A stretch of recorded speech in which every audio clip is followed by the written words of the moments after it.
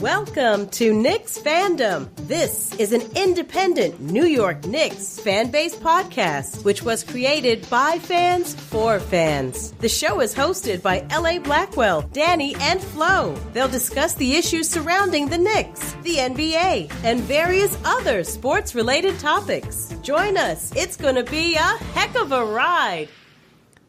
The Phantom opened up like two-door fridges. Woo! Your boy's back with a new one, son. Brooklyn, New York, New York. That's right. The Knicks are finally back with a recent win, fellas. This is episode 60 of our podcast on Knicksfandom. As always, I'm your host, L.A. Blackwell. How you doing, fellow co-host Danny D? I'm good, L.A. How's everything, man? I'm good, man. Knicks showed some heart. Got a good win. Got a lot to talk about. I'm also glad to be joined my fellow co-host, Flo. How you been doing, Flo?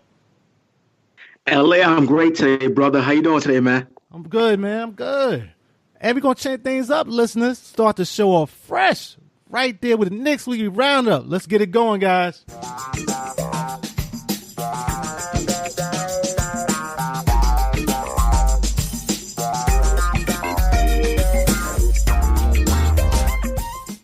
And we're going to start things off right now, guys. The Knicks recently won an exciting 22-point comeback victory in overtime victory against the Charlotte Hornets in a thrilling game. Even though Mitchell Robinson and Frank Ntilikina both suffered ankle injuries, they were also without Trey Burke, who is still suffering from a sprained knee. Knicks' current record is 9-21 overall, and they're currently 12th in the Eastern Conference. With the Knicks won by a score of 126 to 124. So I'm with you, Dan D. What you think about that game? Man, it was a close game because I was screaming throughout the whole game when it was down by 22. I was like, same old darn Knicks always messing up. They were killing us in the first half, and I really counted us out. I don't know, Coach Fizdale, he sat those guys down after the halftime to make some adjustments, and I just got to say, thank goodness that the Charlotte Hornets cannot shoot threes because they came out with that zone. It was like a hybrid, like a 2-1-2 type of 2-3 type zone. And they couldn't crack the code of a simple zone. I don't know what Charlotte was doing, but I said Coach Fizdale, he made some great adjustments. I give him that, and I have to give a big shout out, like we said, to Moutier. But I want to give a shout out to Luke Cornett and Vonleh and Kevin Knox. Those guys really stepped up and really helped out the team. Well deserved. Those guys showed some grit because I really counted them out, and they did their thing. It was a well deserved win. It was too close to call for me, but it was a well deserved win, though. Yeah, man, that was a tough one. It was looking trickier then, especially when Nas missed them 2 free throws. Oh, my goodness. I was like, here we go. And I felt like, well, they might mess up our draft pick status, but I want to win this game too. So it's going both ways, man. But good win, especially since they lost 119-107, which we're going to talk about a little later. This was a comeback victory for them against the Hornets. Much needed win. What you think about it, Flo? LA, I'm going to put out some stats, but first thing first. The Knicks snapped their 8-game losing streak in Charlotte. This is their first win in Charlotte since November of 2013. This was a great win for the Knicks, man, coming back from behind, man. But stats real quick here. Knicks shot the ball 48%, Hornets 47%. For the three-point line, Knicks shot 12 of 34, Hornets shot 20 of 48. Rebounding, Hornets out-rebounded the Knicks 51-46. Assists, Hornets led in assists, 38-27. Turnovers, the big difference in this game to me. Hornets had 16, the Knicks had 10. Fast break points, Knicks had 19, Hornets had 13. Steals, Knicks had 11, Hornets had 7. Blocks, Knicks had 8, Hornets had 5. A great victory for the Knicks. Cornette got busy, 13 points, 3 of 5 from 3. 6 rebounds, 2 blocks. Moutier. And you guys know I was screaming Moutier's name in text messaging. 34 points. 14 to 21 from the field. 20 points in that fourth quarter. Knicks played great defense in the second half. Played a 2-3 zone like Danny D mentioned. 2-3 zone.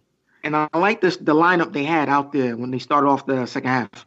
I think they had Moutier, Courtney Lee, Arizona, Noah Vonleh, and Luke Cornett. That was a good lineup in that second half. And listen, they showed spark, they showed heart, and my understanding that they dedicated this win to the newly released Knicks player Ron Baker. They dedicated this win to Ron Baker. Knicks was short guys. They played 8 guys overall because, again, a lot of guys were hurt. Great victory, great defense. They gave up 41 points in the second half, 21 in the third, 20 in the fourth quarter.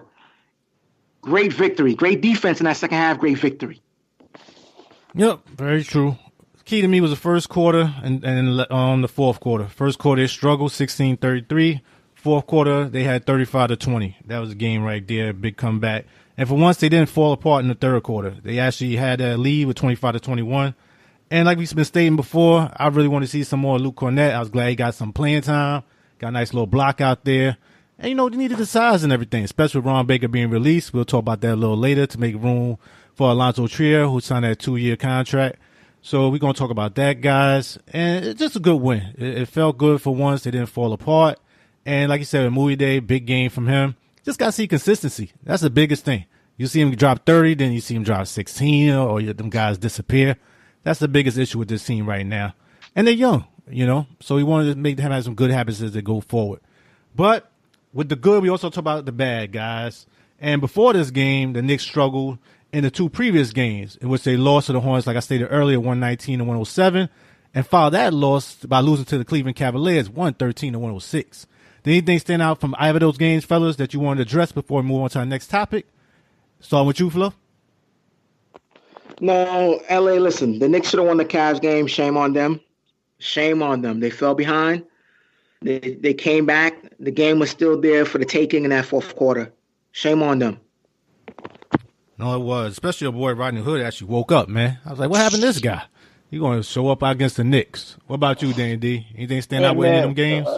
Please, Rodney Hood, Deladova, and Clarkson got these guys looking like Jeff Hornacek shooting through. I said, you got some garbage here, man. This is some garbage here. But it's the inconsistency, and as I said, the adjustments that they have.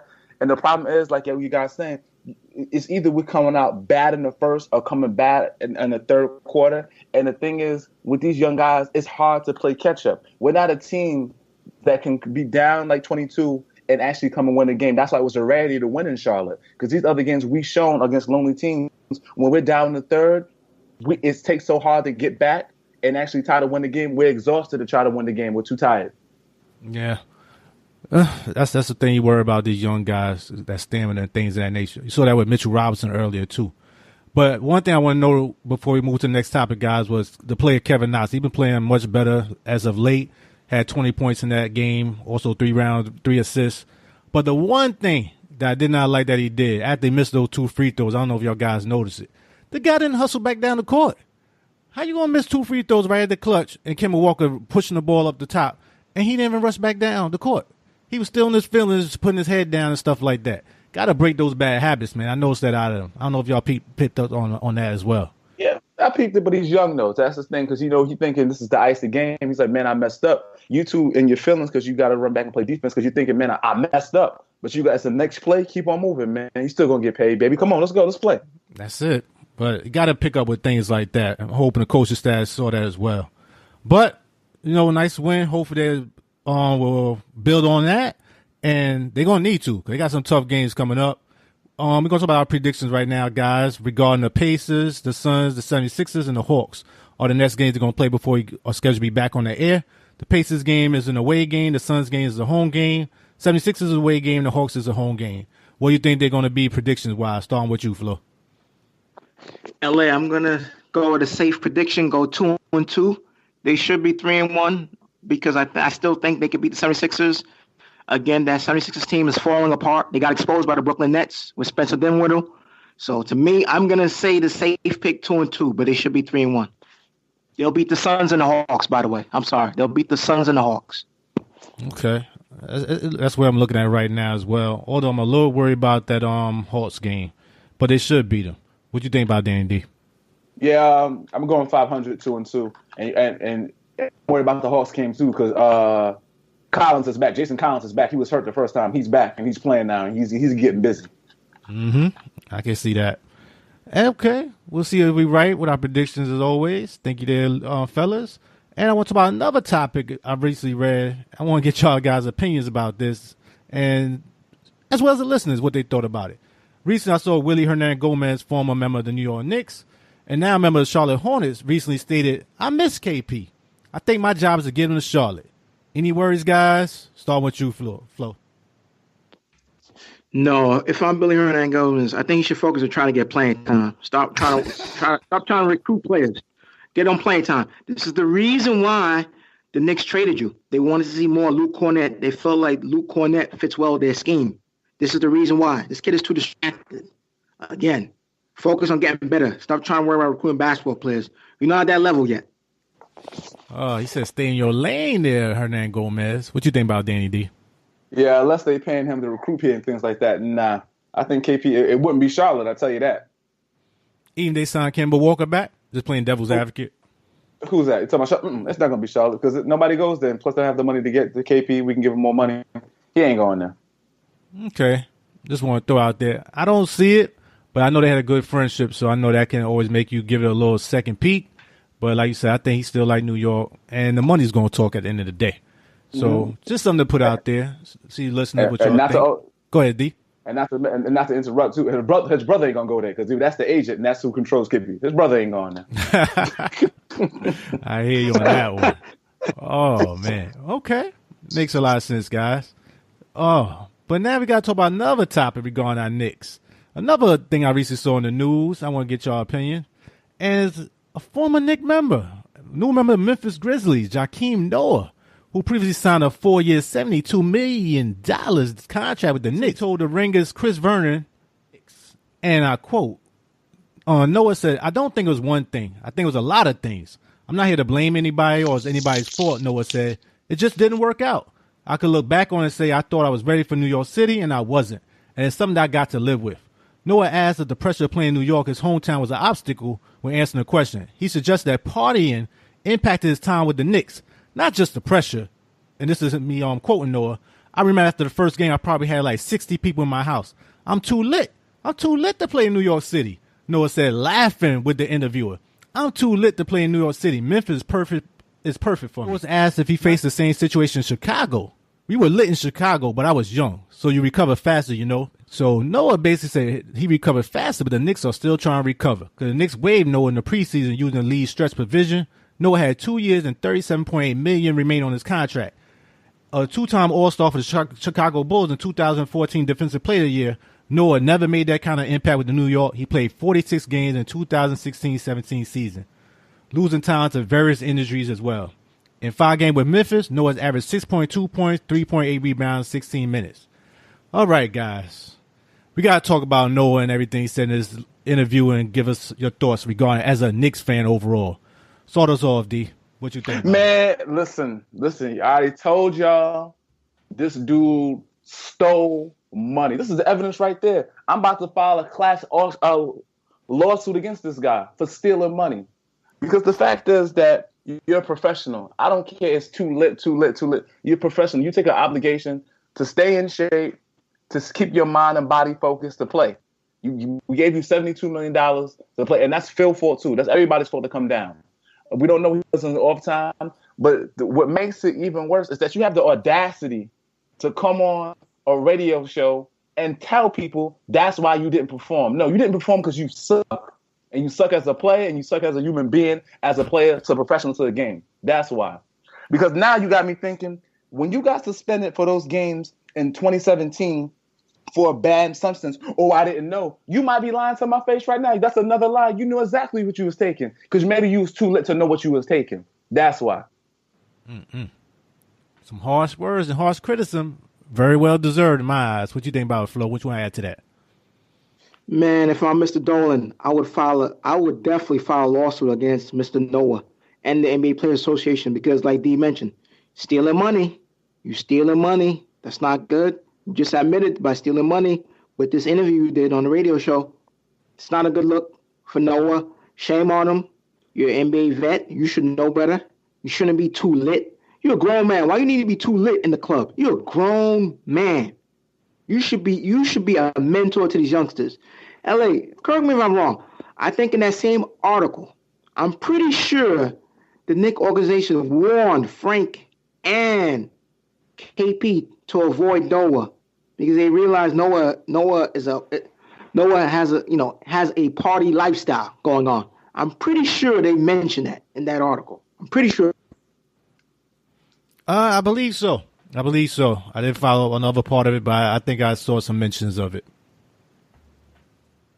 Again, this is a grown man. He knows better. Shame on him. You're stealing money.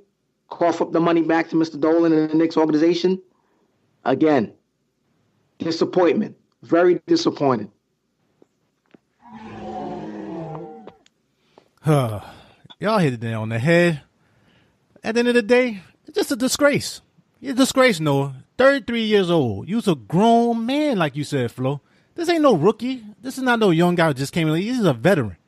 And for you to do that and supposed to be a mentor to the young guys, and you the one that's messing up like that, and then you get in confrontations with the coach and things of that nature, and then get mad about your playing time with the Knicks, that's just awful all around. You was not a good locker room player. You was not good for the team statistic-wise. You was paid a ton of money. And then you talking about you lit and you can't handle New York City at 33 years old and you a vet in the league? That's just it's atrocity, man. And I just felt bad for Knicks fans who actually was trying to hope this guy's going to be a good player like myself. I mean, you just been bamboozled and had. We've been took, hoodwinked, and this guy's did it and he's laughing about it. What's funny about that? What is funny about that at all? I mean, show some gumption, show some class, man. Just classless act by Joakim Noah. And I can't wait till he play in Memphis again or he's down in New York or whatever. They need to boo him right down and right out of MSG whenever he come back. Just boo him all day long, guys. Just disgusting. I was disgusted reading that. I was disgusted hearing about that. And hopefully, like you said, they will try to do something with this player, Lee, or try to file something against him. Because it's just it's an atrocity. It's atrocity. Plain and simple. And I'm just disgusted by it. Anything else you want to say that, guys? If not, I have one thing. Go ahead, Danny. I have one thing too. Do you guys remember the thing with Lenny Cook? You remember that? You remember that when we watched that behind the scenes of Lenny Cook documentary? Yeah, I remember that. And then remember when Lenny Cook said, "Yo, Noah, can we chill in the afternoon and stuff like that?" And Noah's like, "Nah, you lied to Lenny Cook. Lenny Cook, you a liar, Noah. You a liar because you was chilling and you lied to Lenny Cook straight to his face on camera. You a liar." Oh man, he probably didn't want him slowing him down from partying, man. Exactly. You remember what I'm saying? Oh, he's like, "Nah, man, I got stuff to do." Nah, you a straight liar. You had nothing to do. Yeah, get too lit. That's what you had to do. Just sad, man. Listeners, y'all let us know what y'all think, especially Knicks fans overall. What y'all thought about those comments about Noah. But we got to move on, just like we moved on from Noah, thank goodness. You know, we're still paying him some money down the road as an organization. Okay, guys, as we move on to the next topic regarding our next week roundup, what you got for us behind the scenes there, Flo? LA, I just want to say that the Westchester Knicks defeated the Grand Rapids Drive at the Deltaplex Arena in Michigan, 119-117 in overtime.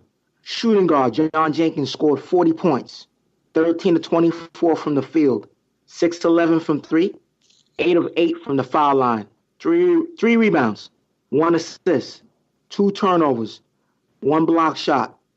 Unfortunately, a -6 in 37 minutes.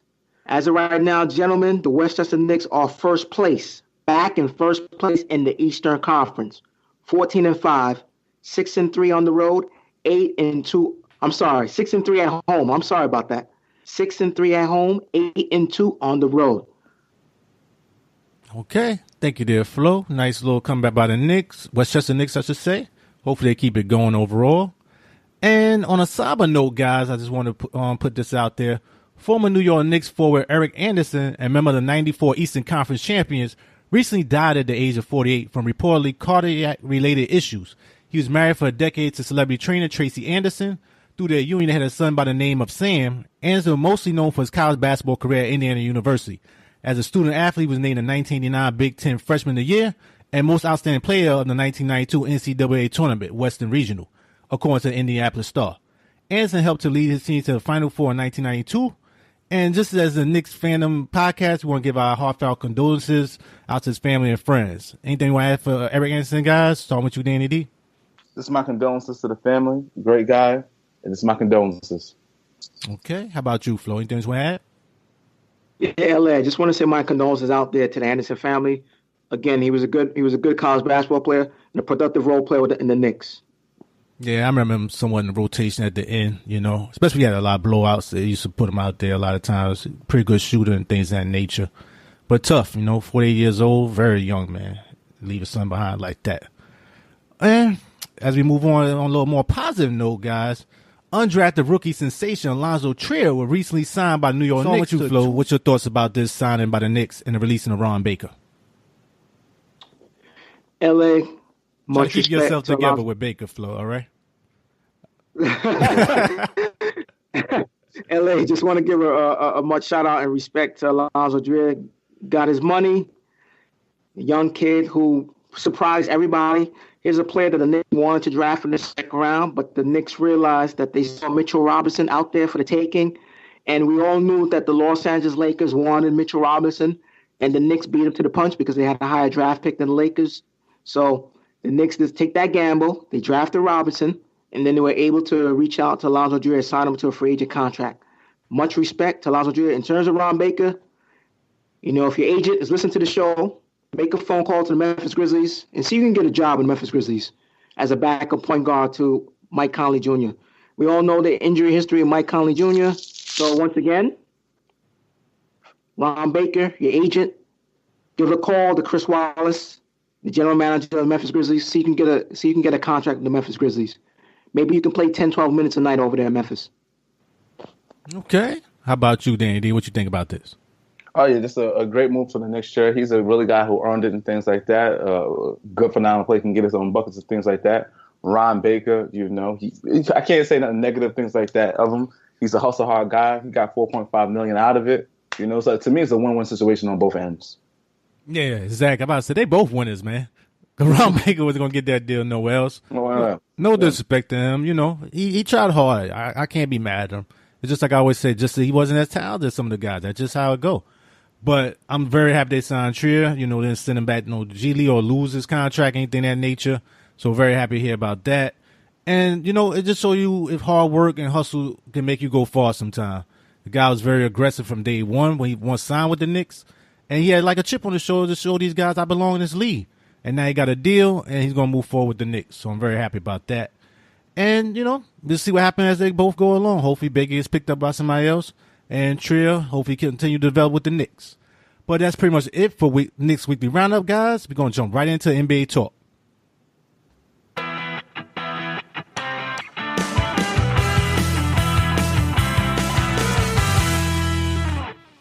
And to start things off for NBA talk, we're going to talk about a former potential 3-team NBA trade that recently took place that went down to 2 teams after a whole bunch of issue with Marshawn Brooks and Dylan Brooks and the Brooks brothers and Brothers Brooks and which one belonged, which one didn't. At the end of the day, they finally got a deal done. It involved the Washington Wizards, I should say, for Trevor Ariza and traded Kelly Oubre Jr. and Austin Rivers, which we talked about Kelly Oubre not too long ago. What you thought about this deal overall, guys, even after all the nonsense and it finally went down? Starting with you, Danny D. I can see it's a move that I see. I can't say a good move. I think it's like a dead even move because I see what Washington was doing. Because Kelly Oubre Jr. can play. He can ball out. But the thing is, he's balling out to a point that they don't got no money to give him because they're stuck with Bill, John Wall, and Otto Porter Jr., which they should have got rid of them instead of getting Kelly Oubre because Kelly Oubre is going to want max money. So they had to get rid of him. And they got Austin Rivers. It's Austin Rivers. Hey, man, he wins some, he lose some. And then they bring in a guy with Trevor Ariza, that they think can calm down the locker room. They bring in a vet guy who can calm down the locker room, things like that, 15 years experience. But my only thing is, too, Trevor Ariza is going to be a free agent. So I guess you're going to take him off the books this year, too? That's what it looks like. That's why it's a very weird deal, you know? That's why I'm just confused with that. He doesn't have to stay. He doesn't want to go there. He prefers LA. Mm-hmm. I got something to add to this one. I hear where you're coming from with this, Danny D. What you think about it, Flo?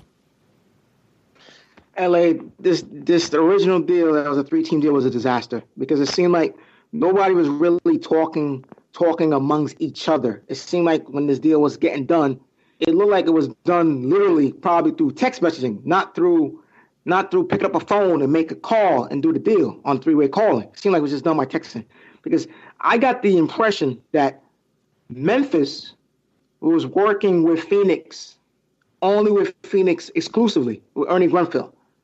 And the impression I got was that Memphis and Washington told Phoenix we were going to offer you Marshawn Brooks. Phoenix was under the assumption that they were getting Dylan Brooks. So again, this deal was a clusterfuck. Excuse my language. So at the end of the day, it seems like sometime around Friday night, around maybe 11 o'clock, midnight, going to Saturday, it seems like it seems like Phoenix and Washington finally got the deal done, excluding Memphis. So, again, I don't know who won this deal, who lost this deal. The reason why I say that, because I think Danny D hit it on the head. Washington, you're going to get $15 million cleared off your cap space once by you trading for Trevor Ariza, because he's a free agent at the end of the year. Keep in mind, like Danny D mentioned, Trevor Ariza wanted to play for the Lakers, even though we all know that Trevor Ariza does not get along with LeBron James. Going back to high school, he still wanted to play for the Lakers. He played for the Lakers before. With Ariza, Wizards know what they're getting. You're getting a veteran player, a leader that can shoot the three ball, play a good 3-and-D ball player. But keep in mind, he's 33 years old. He's not a young player. This is going to be his second go-around with Washington. He played with Washington before. Remember, Ariza walked, and that's how Washington ended up drafting Kelly Oubre in the first place, because they were under the assumption Kelly Oubre could be the next Trevor Ariza, a 3-D type ball player. With Phoenix, on this end, you're getting Austin Rivers, a backup two guard. He's not a point guard. Phoenix still need a point guard.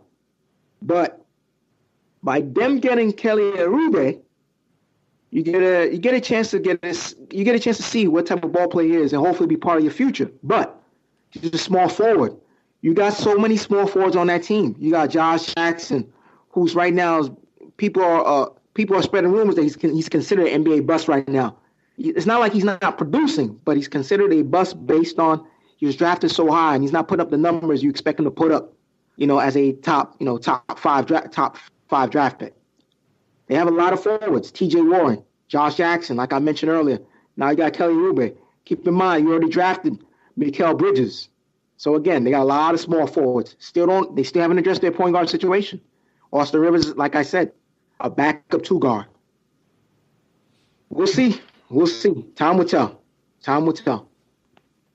I hear you, Flo. You made a lot of good points. Just to clarify some things, according to Adrian Wojciechowski, Woj, as we like to call him, as they know in NBA circles, the original deal with the agreement would have sent Ariza and 2 Grizzlies second-round picks to the Wizards for Washington Kelly Oubre Jr. to Memphis, and Washington guard Austin Rivers and Memphis forward Wade Selden to the Suns. But it unraveled as the Grizzlies believed the agreement also included Marshawn Brooks, and the Suns insisted Dylan Brooks was involved, sources told Woj. So basically, to me, guys, I think the winner of this deal was not the Wizards. I don't know what the Wizards are doing, because it's over for this team. Stop trying to add something to with Trevor Ariza. It ain't going to help this team. This team is done. It's bad from inside out. You need to get rid of Wall. You need to get rid of Beal. You should have kept Oubre Jr. to me. So to me, the winner of this team was Phoenix. They actually getting more young talent. He's only 23 years old. Like you said, Dandy, he can ball. He can play. He's 6'7". He's a forward. He's a young guy. He's a guy that's good for the locker room. A lot of the fans like him, especially females and things like that. So I'm like, he's actually somebody you can build around. With this, Trevor Ariza, like you say, he's older. He's 1 year left on his deal. What is that going to help with this team? This team is not going to win anything. Let's break this team up. Stop trying to put patches on this team. This team is a sinking Titanic. One Band-Aid here and there is not going to help it. I don't care. Keep the young talent. You can always trade a Josh Jackson to somebody else. Get young talent as you can. Phoenix is losing. That's what they're going to keep losing. They might even get the top pick this year. So they add that to a young guy, Kelly Oubre Jr. with Ayton. They still got what's his name, Devin Booker.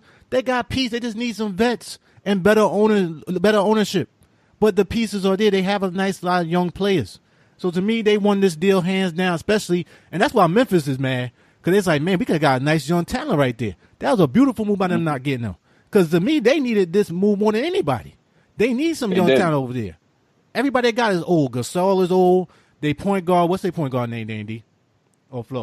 Mike Conley Jr. Thank you, guys. Mike Conley Jr. is older. You needed some more young guys. The only young guy that guys to pick, they got Jackson. So this was a nice another young piece to them. That's why they upset and feeling salty about it. So you would save from yourself, Phoenix, once again. So to me, Phoenix, you won this deal hands down to me, looking at it overall. And all right, as we move on from that deal, Danny D, what you got for us for NBA talk? So NBA talk, not to piggyback off the Phoenix Suns, I'm going to talk about the Phoenix Suns and their owner, Robert Saber. So right now, Robert Saber is trying to get the Phoenix Council Board to put up between $150 million to $130 million in renovations to the Talking Stick Arena. The Talking Stick Resort Arena in Arizona. So he wants, this is what he's basically saying, guys.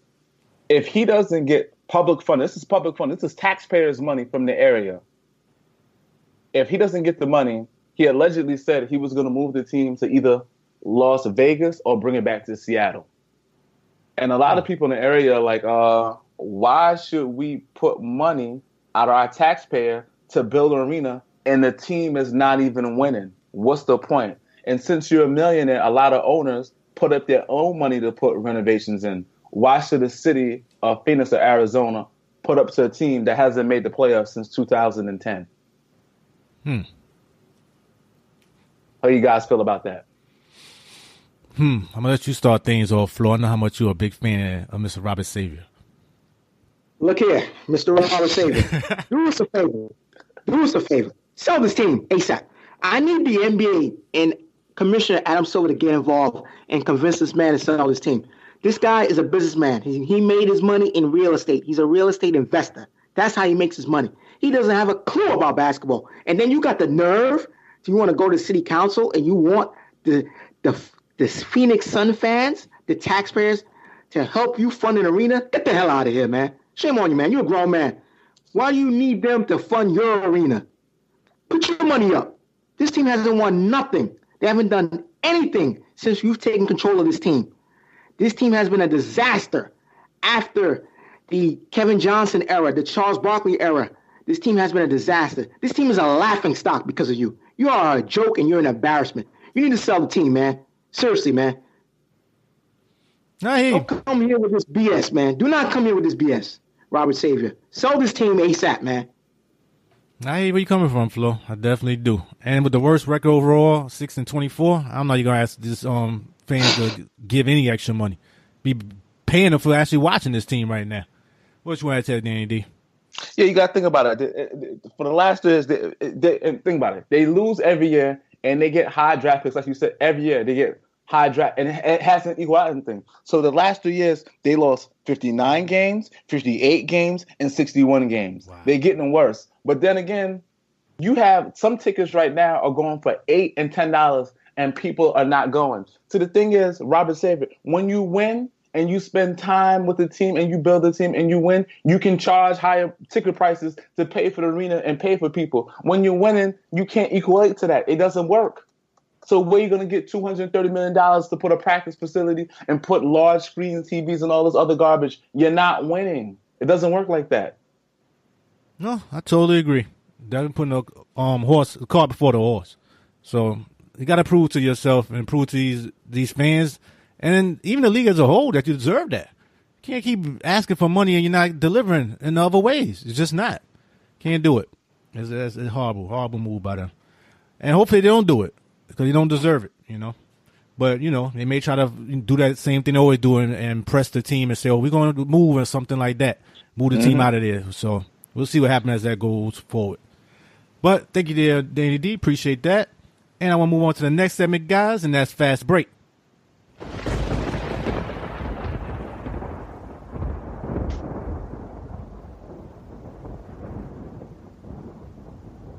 Okay, for Fast Break, guys, we got to talk about Brooklyn Nets guard Spencer Dinwiddie has agreed to a 3-year contract extension at a hometown discount of $34 million. There's a player option on the 3rd year. Dinwiddie was eligible for 4 years and $47 million, but the Sox went with a shorter deal that would get him back into free agency more quickly. His new deal would pay him $10.6 million, $11.4 million, and $12.3 million annually, starting with the 2019-20 season.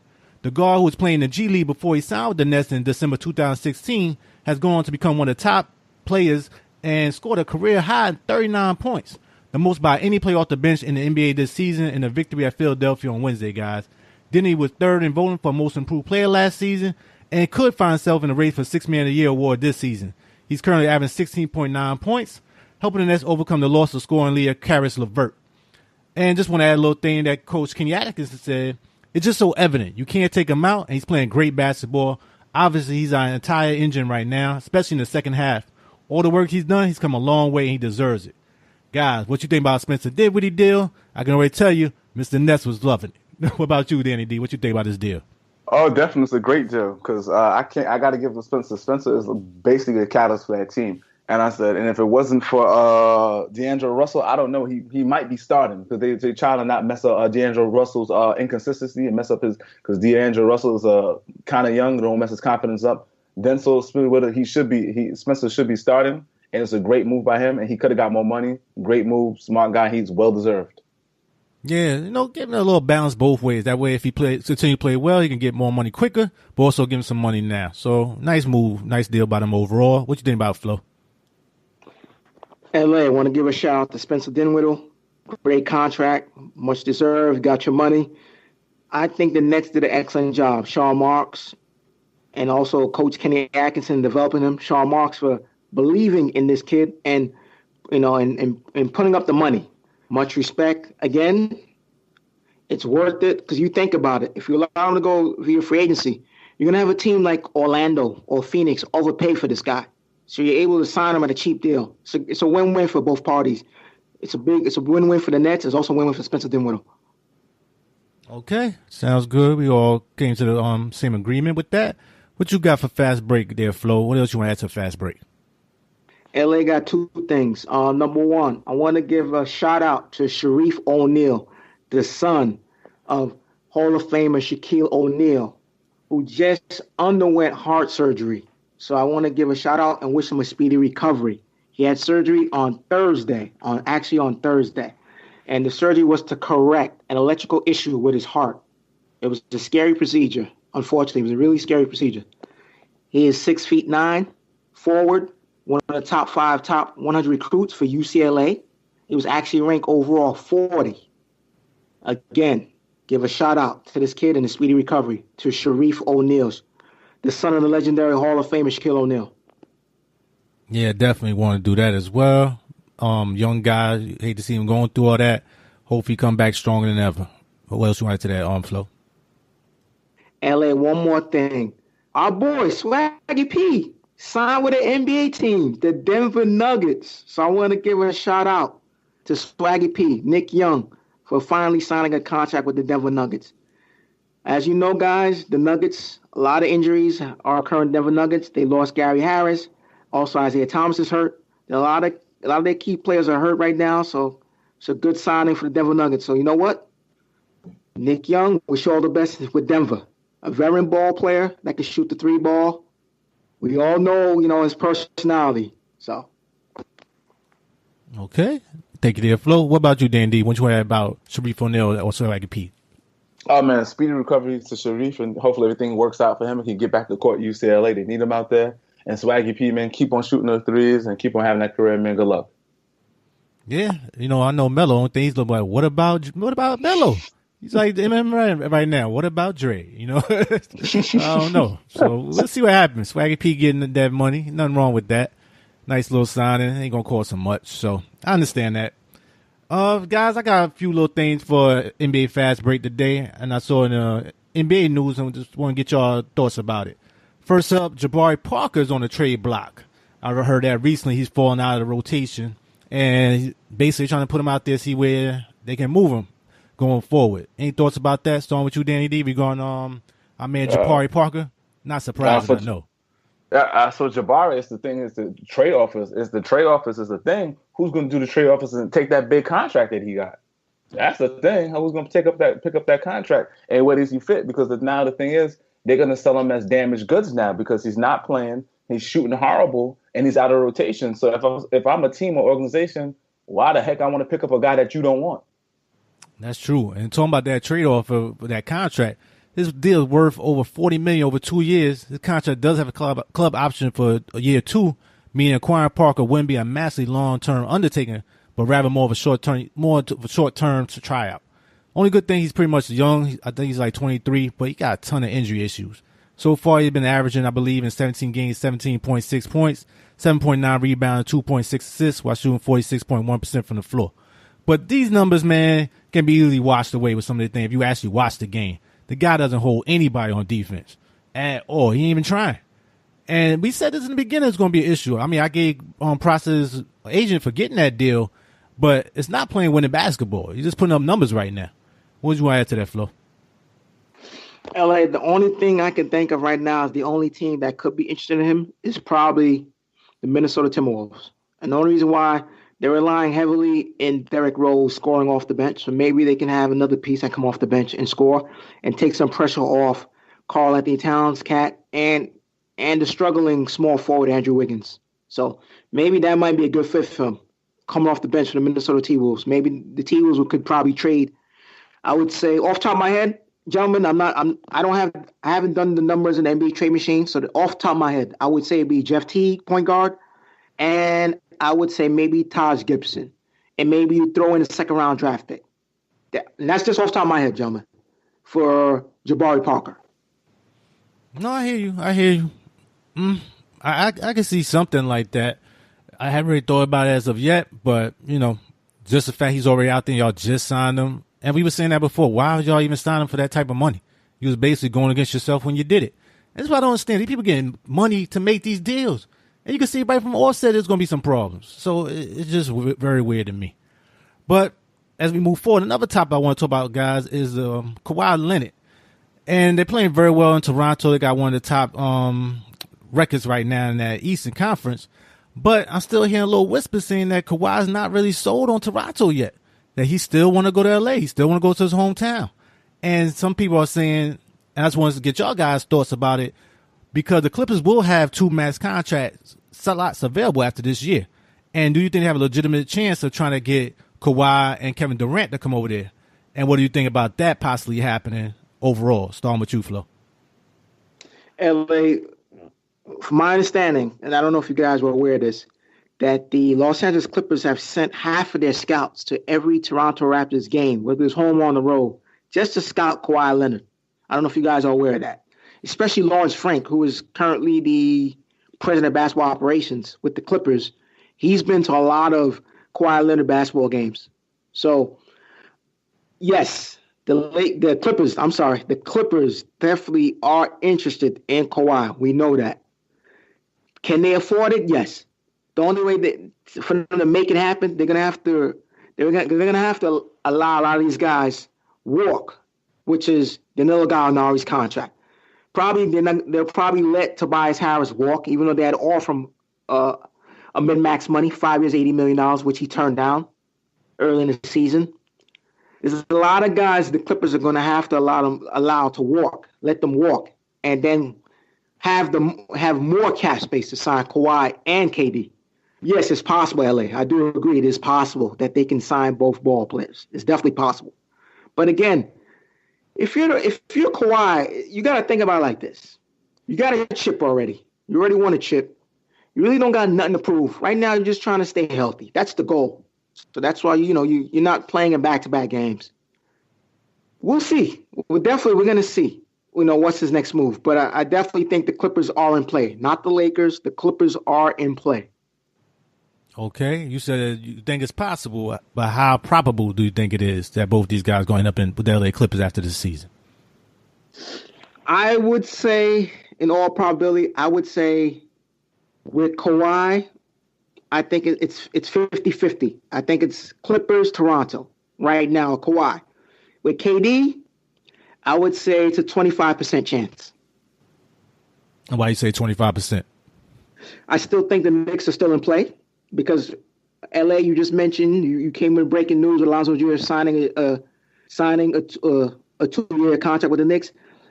Anybody, I don't know if you guys are aware, when Kevin Durant played for the Oklahoma City Thunder, remember, Alonzo Jr. was playing basketball, was playing high school ball in Oklahoma. Who came to all his games? Kevin Durant. Kevin Durant is a big fan of Alonzo Jr. So I still think the Knicks are in play. Another team that's still in play, the Brooklyn Nets. Again, Brooklyn, still New York. Regardless, it's still New York. So I definitely think they have a chance. So I still think it's 25%, in my opinion, 25%. Okay, made a lot of sense there. Flo, thank you. How about you, Danny D? What you think about that? The probability. The only thing is they can have the money to make the space, but I don't see them getting them. I don't see them getting either. The fact that Kawhi is depends on not what Kawhi thinks. It really depends on what his uncles and his agents are telling him right now. It's telling him what's the best move for him and things like that. And I don't know if they're gonna go on the point of I can see it going on the point of if he wants to stay the man in Toronto, because I thought about the Lakers, him going to the Lakers and things like that, going to the LA team, but then how they're branding Kawhi, they need him to be the man. So it wouldn't fit in LA because LeBron's the man there. So it wouldn't be his team. Right? So if he goes to LA, if he goes to the Clippers and he go with KD, whose team is it going to be? Kawhi needs to be in control because remember, they try to brand him to be the superstar. He's trying to be the New Balance. He's going to be the head of New Balance, and they need him to be the voice of the team. He can't share that spotlight with KD. But now, like Flo said, he already has a ring. So which one is it? Is he going to play basketball or he wants to be the big market person? And for KD, it's redemption. And I don't know. Is this funny with KD and what his mindset and his head is going to be, and if he's going to get along with Kawhi. Yeah, you made a lot of good points there too. I don't know. I'm like up in the air like with you guys too. It's like I can see Kawhi going to LA, the Clippers. I don't see him going to Lakers. I don't think he wants to share a spotlight like you said with LeBron. But if he's determined to go to LA, there's no other spot better for him at that point because the Clippers is waiting for him. They waiting for him to start to be out there, and they will build around him. But the question is like, do you want to share the spotlight with KD?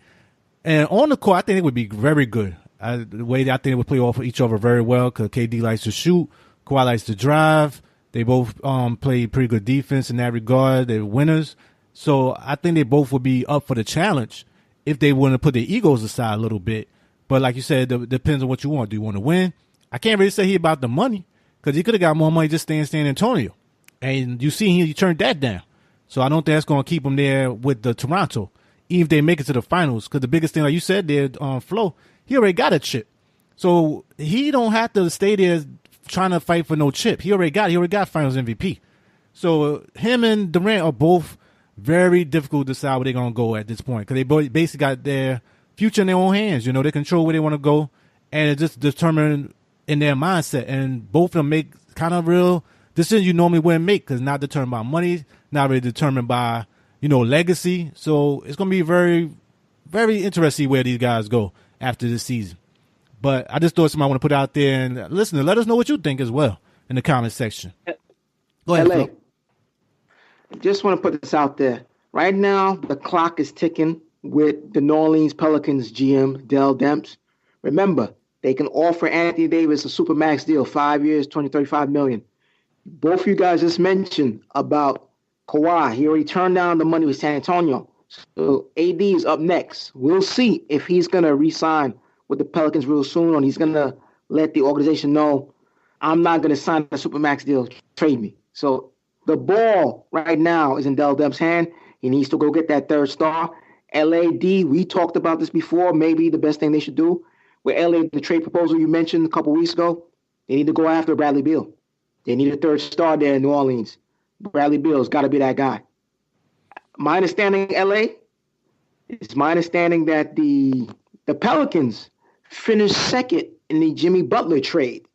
We know he went to Philadelphia, but remember the Pelicans finished second in that deal. They offered their first round draft pick. We all know right now that the Pelicans, they're already depleted in terms of draft picks right now, first round draft picks. They're very depleted. So we'll see. Time will tell between now and February, and also after the season. The ball right now is in Dell Demps' hand. We'll see what he does because he's got to get that third star off Anthony Davis. No, you made a good point there, but you know what's really getting me upset with this is that with all this movement, it's like contracts mean nothing no more. The guy's still there for another 2 years. This is not his last year here. He's there until 2020, 2021 with a player option, and then he becomes unrestricted in 2021. So if he decides to jump after next year, he's still got one more year with him. And it's like you would think he's a free agent next year. And it's like they basically hovering over his head saying they got to make something happen. And it's like, man, just play your contract out at the end of the day and let the fans have something to cheer. Because I'm not trading him. I'm not trading him to LA. I'm not trading him to Boston unless you give me everybody, all your picks and Tatum. If you ain't including that, I'm not doing that. Because guess what? When you trade this guy, basketball's over. You can forget about it. You're not going to get nothing that's going to equal him. You're not. This guy is a center power forward that can play any position, who can dribble the ball, who can shoot, who can play up top. You're not going to replace that. I don't care what you get from L.A., Kuzma, and all the other crap you put together. It ain't going to equal no Anthony Davis. And I'm not going to sit there and let him and LeBron racking up championships while I'm sitting there holding a bucket of soup. I'm not doing it. I'm not letting Danny Ainge live him up with Kyrie, and I'm sitting there holding a bunch of garbage. Not I said play garbage, but let's put it a bunch of garbage. It's not going to equal no Anthony Davis. And that's all you got in New Orleans. I'm not doing that. It just made me upset seeing that. It's like you got nothing to cheer for with these fans. You trying to hold on. You just keep talking about every day getting traded. It's horrible to me. What you think about it, Andy? Definitely. And for New Orleans, like you said, you got to hold on. You got to hold on because once you go, it's going to be Julius Randle. That's what it's going to hold it down. No disrespect to Julius Randle, but it's not the superstar. He's basically facing the organization. And that's what it goes in. But then it has to be ultimately what does Anthony Davis want? What does he really want? And if he has to be truthful in his feelings and things like that, if he wants to leave and don't put it's business, no, it's what you really want and speak up. And that's what you want. That's what he wants. But if LA, if he leaves and things like that, you have to have some, like he's going to go. I understand what you're saying, but you got to have, what would you rather, LA? Him just walking and you not getting nothing, but then you have to get some compensation for him, or him just walking? Put it this way, if he put my hand behind my back and said, basically, I'm going to LA and that's it, I'm not doing it. I'm not doing it. You walk there with nothing. Unless at the end of the day, you're going to do like they did with Cleveland and LeBron said, I'm going to Miami, you had to do something. That's just horrible, though. I feel bad for team. They got to do that. I know what you're saying.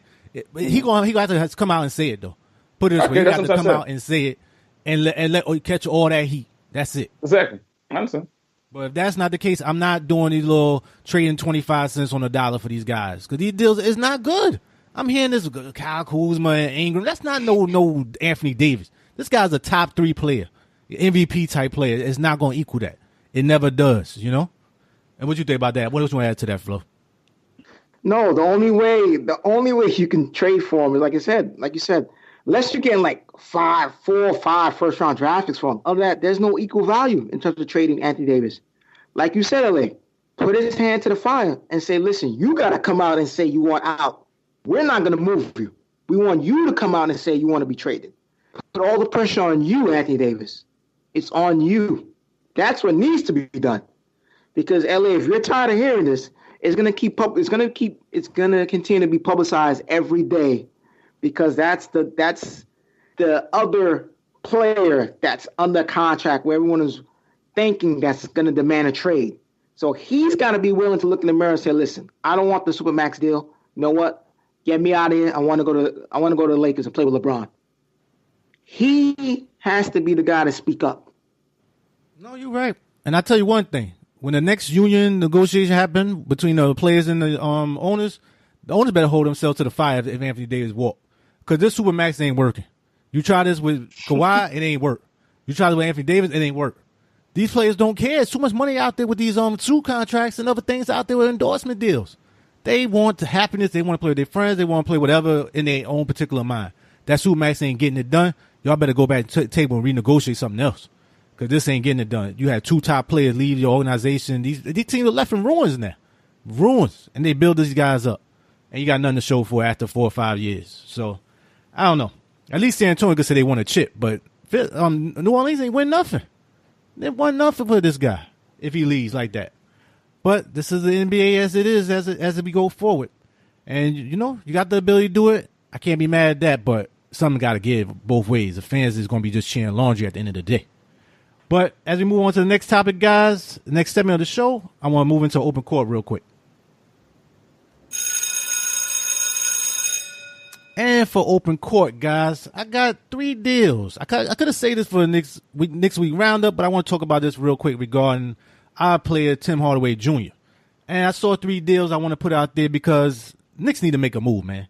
They're winning too many games, and we need to start losing some more games in that regard. And I just think in the day we need some more playing time for the young guys. And Tim Hardaway got to go. That contract got to go. So 3 deals I saw. I want to get you guys' opinions about it and what you think if they're possible going forward. First deal up, I heard about this deal before. Y'all might have heard about it as well. Bill Simmons talked about it a couple of times. Shout out to Bill Simmons. And he was talking about trading Wesley Matthews for Tim Hardaway Jr. Basically, Wesley Matthews contract is up after this year. Tim Hardaway Jr. got a 3 year, $17,325,000 on it. The contract works out cap wise. It's a good move potentially for Dallas to help them with a solid veteran player that helped Dockage and Smith Jr. over there, as well as Dirk, who just came back, and also free up some cap space for the Knicks. What you think about this potential trade, Danny D? Not a bad trade, because as long as you get the cap and get rid of our Wesley Matthews contract and get some more playing time and free up cap space, I'm for it. And for Dallas, they got money and they can help Tim Hardaway can keep shooting out there. Okay, I hear that. How about you, Flo? LA, I love this deal because you think about it. You're getting Wesley Matthews near the end of this. You're getting Wesley Matthews where his contract is off the books at the end of the season. I love this deal. It's a good trade, especially with Tim Hardaway Jr. gets to go to the Dallas Mavericks where he can hopefully help them in terms of playoff contention. I know they're playing well so far in the Western Conference. They're playing well, but it's a dogfight out there. That should help. Also, keep in mind, LA, Harrison Barnes is going to be a free agent at the end of the season. So maybe Tim Hardaway Jr. can slide in, So it's a win-win for both parties, in my opinion. Yeah, I think so. That's one of the good deals I saw potential with Tim Hardaway Jr. 2 more deals I got potential-wise. Next deal up for Tim Hardaway Jr. going to Minnesota Timberwolves for Taj Gibson, who's making $14 million and 1 year left on his contract. I think it will help them out because they need some more veterans. They need some more guys to score instead of just depending on roles off the bench as well. And, he's a guy that can also play, I think, in Thibodeau's system. He's a young guy. He can hustle for them. And I think he can help them down the road. Gibson will actually open up the space for some of the young guys to move up in that rotation. And I think it might work out for both of them. What do you think about this deal potentially, Flo? It's still a good deal to me for both parties. It's still a good deal. Like you said, LA, Minnesota, Tim Hardaway Jr. can go in their rotation. My only biggest concern with him and Thibodeau, Tim Hardaway Jr. is not known for defense. He's still working on it. He's not where he needs to be. And he could take some pressure off of Andrew Wiggins because we know Andrew Wiggins is struggling right now.